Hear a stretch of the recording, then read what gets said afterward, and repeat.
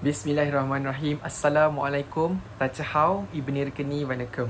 My name is Nadim and I'll be explaining on the court's decision in the case of Re Darby 1911, whereby in this case we can see that the court's decision was based on the ratio and dicta by Justice Phillimore. Basically, he took into account two arguments, both the side of the counsel, Honorable Frank Russell, King's Counsel, and Howard Wright, representing the liquidator, and other counsel is Jenkins, King's Counsel, and Greer, representing the official receiver.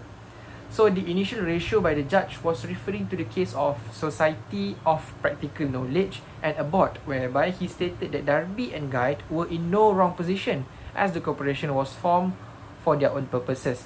And he further stated there were no fraudulent statement or concealment in between the corporation and company, and the contract for sale were also binding. There was previously on the case of Darby, and then this is a case of appeal, so now the judgment is a bit different. So the liquidator may only have a claim towards the corporation and not Darby's estate. So Honorable Frank Russell, King's Counsel, argued that on the part of Darby and Guide, they did a breach of trust by planting the slate quarry to the company. So the main argument brought up was the undisclosed profit by Darby and Guide. So upon giving judgment, the court looked into the official receiver point view as well, which is the trustee, whereby the proof of liquidator is in rejection. The counsel argued if the proof is to stand, therefore some consideration of reduction of necessary cost of promotion must be granted by court. So the decision by the court must consider the limitation to be included. Alright, so on the part of the liquidator stated that they argued that the Darby and Guide considered the corporation merely as an alliance which was announced in the Gazette. Darby and Guide also has future plan to change the name of the corporation to Rothschild and Co. In this sense, whenever the corporation was done by Darby and Guide, they are probably perpetrating a fraud. So the fact was strengthening with the fact that the fraud was done through corporation and represented by the corporation at some point of standing and position. They used the position of the corporation to do the fraud themselves. They did the fraud by buying trivial interest in the name of corporation and then sell the interest to the Welsh slate quarries, which later made them receiving huge profit. Alright, so as the fact that the real vendor and promoter was Darby and Guide through the corporation, which concealed the profit, the contention by the counsel is that liquidator has the entitlement to the recovery of the profit. Now, on the part of the official receiver, the argument is it stated that the profit was disclosed.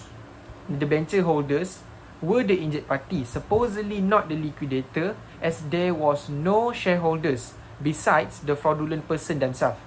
It was argued that the debenture holders knows about the disclosed profit issued in the prospectus. They claim nothing should be recovered. On deciding this argument, the judge relied on In Re Leeds and Henley Theatres of Varieties. The case was not under the said authority.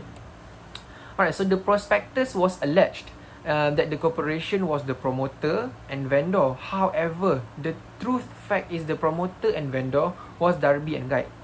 The alleged statement of stating the wrong vendor and promoter was considered enough in dealing with the prospectus that would upset the transaction. So in this situation, the judge now would not consider the matter in regards to debenture holders, as they could not support the claim on prospectus issued to them. The judge also refused to consider the question of fraud upon the money. The court now focuses on the issue of whether the profit gained from the sales under the title of the corporation can be retained as theirs. This is aligned with the profit gained by means of debentures as the machinery.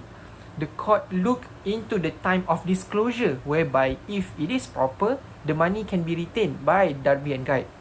Now, there was an inducement in regards to the prospectus, whereby it was in contemplation that the transfer of large portion of shares shall be proportionate with the share to each debenture.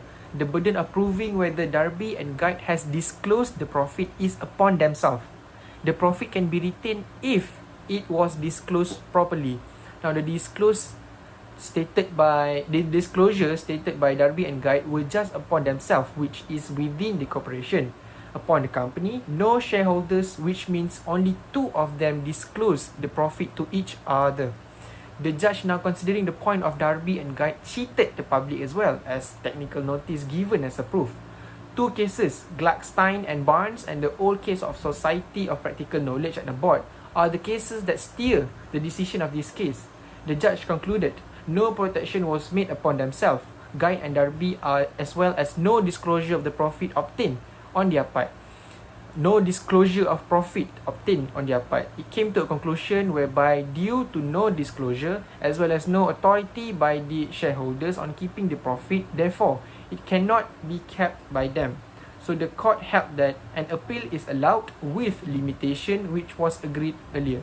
Thank you.